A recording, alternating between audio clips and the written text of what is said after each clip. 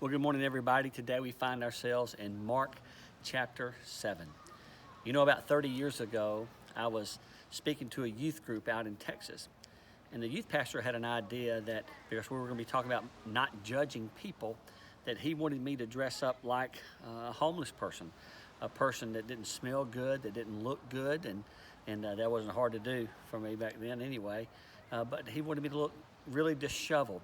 And they were going to pick me up down the way, and he was going to just have the bus driver pull over and says, let's pick this man up and let's see what happens and how the reaction of the kids would be. And so they picked me up, and not knowing that I was their speaker, and I got on the bus, and no one spoke to me for about 50 miles. And they let me out about 10 miles from the camp, and without having anyone speak to me, offer me anything to drink or anything to eat. And that night, when it came time for the speaker to be introduced, he introduced me, and I came out from behind a curtain, still dressed as that man. You could hear a pin drop in that place because the students realized that they had judged me.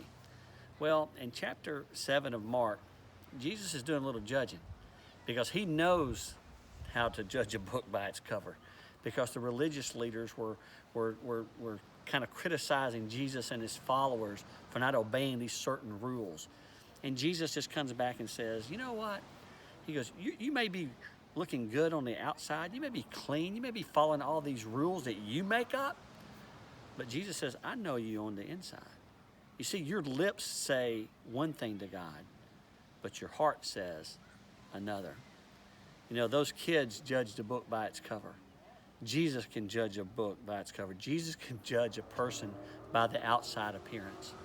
You know, are we outside appearance people, or are we really deep devotional people on the inside? Jesus knows the difference. And I want you to know that, because it should put us on alert each and every day that Jesus really knows what's going on the inside of our lives. Think about it today as you read chapter 7 of Mark. God bless you.